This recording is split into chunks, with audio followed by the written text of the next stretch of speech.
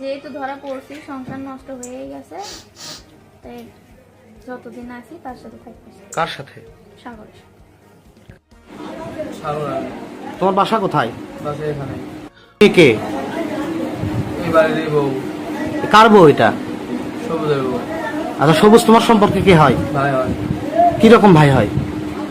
মামাতো ভাই। কথা বলতে বলতে সম্পর্ক হয়ে গেছে। কি নাম্বার কে দিছিল? মেয়ে দিছিল না তুমি দিছিলা? আমার আগে দিছিল, নাম্বার আছে ভাই আগে থেকে।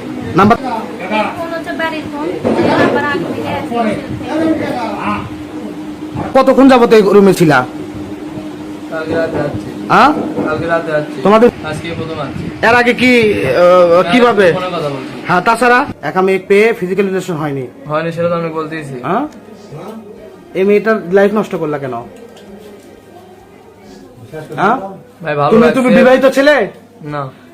সবুজের স্ত্রী পরকীয়া প্রেম করে। হঠাৎ একদিন তার পরকীয়া প্রেমিককে রাত্রে বাসায় দেখা করতে বলে। দেখা করতে আসার পর গ্রামবাসীর কাছে হাতে নাতে ধরা খায়। ধরা খাওয়ার পরে গ্রামবাসী জিজ্ঞাসাবাদ করার পরে তারা গর্বিতভাবে বলে, আমরা অবৈধ কাজ করিনি, আর যেহেতু আমার কারণে এর সংসারে সমস্যা হচ্ছে, তাই আমি একে বিয়ে করতে চাই। বাপের বাসা কোথায়? ডেগরা পশ্চিম পাড়া। হ্যাঁ, ডেগরা পশ্চিম পাড়া। তোমার বাপের নাম?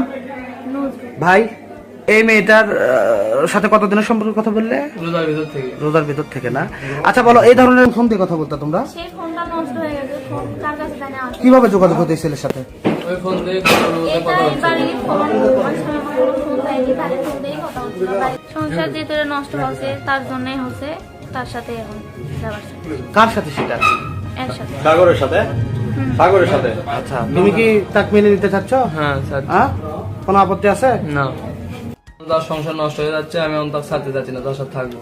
যেহেতু ধরা পড়ছি সংসার নষ্ট হয়ে গেছে, তাই যতদিন আছি। ভিডিওটি সচেতনমূলক। ভিডিওটি বেশি বেশি শেয়ার দেন যাতে এই ধরনের কাজ কেউ না করে।